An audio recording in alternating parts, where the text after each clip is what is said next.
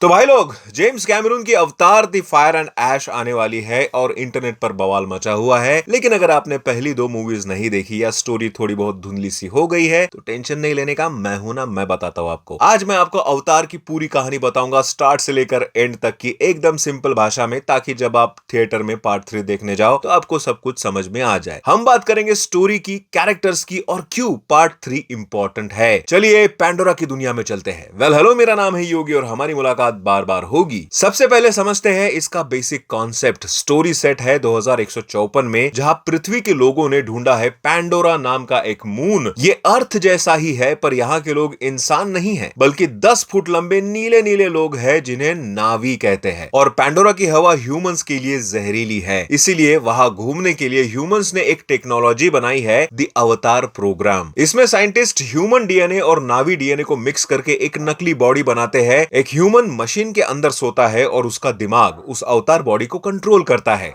Simple right. कहानी शुरू होती है जेक सुली से, जो एक पैरालाइज्ड मरीन है, जो चल नहीं सकता। उसे पैंडोरा भेजा जाता है अपने भाई की जगह अवतार प्रोग्राम का हिस्सा होने के लिए। अब मिशन क्या था? ह्यूमंस को पैंडोरा का एक महंगा मटेरियल चाहिए, अनऑब्टेनियम। लेकिन जहां ये मटेरियल है वही नावी लोग रहते हैं। जेक का काम था नावी लोगों के बीच रहना, उनका भरोसा जीतना और उन्हें वो जगह छोड़ने के लिए मनाना। अब इसमें ट्विस्ट ये है कि जेक वहां की प्रिंसेस नेत्री से मिलता है। नेत्री उसे सिखाती है कि पैंडोरा सिर्फ एक जगह नहीं है, वहां का हर एक पेड़ पौधा और जानवर एक दूसरे से कनेक्टेड है, जिसे वो ईवा, मदर गॉडेस कहते हैं। जेक को नेत्री से प्यार हो जाता है और वो समझ जाता है कि ह्यूमंस गलत कर रहे हैं। अब क्लाइमैक्स में ह्यूमन आर्मी का लीडर कर्नल कॉरेज अटैक कर देता है। जेक ह्यूमंस को छोड़कर नावी की साइड ले लेता है। एक बहुत बड़ी जंग होती है। एंड में नेत्री कर्नल कॉरेज को मार देती है। ह्यूमंस को वापस अर्थ भेज दिया जाता है और जेक अपनी ह्यूमन बॉडी छोड़कर हमेशा हमेशा के लिए अवतार बन जाता है। अब बात करते हैं सेकंड पार्ट की, the way of water. Part 1 के 15 साल बाद जेक और नेत्री अब पेरेंट्स बन चुके हैं। उनकी फैमिली में 5 बच्चों का एंगल समझना बहुत जरूरी है। नित्यम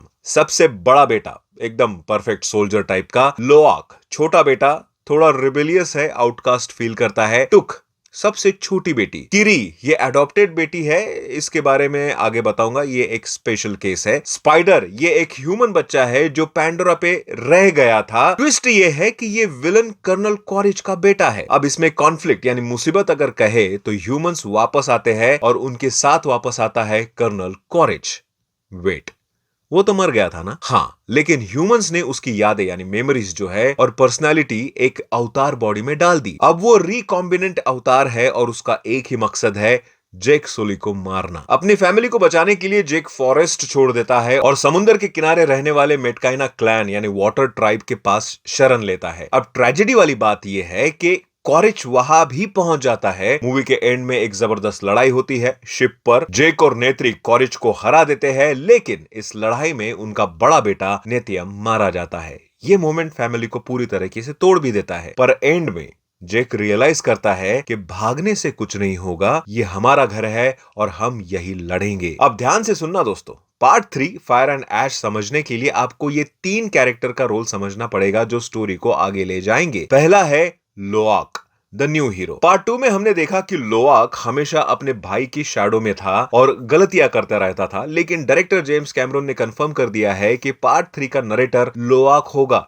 जेक नहीं। अब बड़ा भाई नहीं रहा तो लोआक पर जिम्मेदारियां आएंगी। उसका रिश्ता पायकन के साथ, पायकन यानी वो बड़ा व्हेल जैसा क्रीचर, उसके साथ और स्ट्रांग होगा। दूसरा कैरेक्टर है किरी, द मिरेकल। किरी सबसे मिस्टीरियस कैरेक्टर है। पार्ट 2 में दिखाया है कि वो नेचर को कंट्रोल कर सकती है। प्लांट्स एंड फिशेस उसकी बात मानते हैं। वो डॉक्टर ग्रेस यानी पार्ट 1 की जो साइंटिस्ट थी, उसके अवतार से पैदा हुई थी। पर उसका बाप कौन है किसी को नहीं पता। फैंस कहते हैं कि वो डायरेक्ट ईवा की बेटी है। पार्ट 3 में शायद हमें पता चलेगा कि उसकी पावर्स का असली राज क्या है। और तीसरा कैरेक्टर है स्पाइडर, धोखेबाज, या ये बंदा सबसे बड़ा गेम चेंजर है। पार्ट 2 के एंड में जब कॉरेज जो मेन विलन है मरने वाला था तो स्पाइडर ने उसे बचा लिया था। ये बात उसने जेक और नेत्री को नहीं बताई। सोचो, जब नेत्री को पता चलेगा कि जिसने उसके बेटे नेतियम को मारा स्पाइडर ने उसी को बचाया तो क्या होगा? एंड एक्चुअली इसी वजह से स्पाइडर ह्यूमंस और नावी के बीच फंसा हुआ है। अब बात करते हैं what is fire and ash.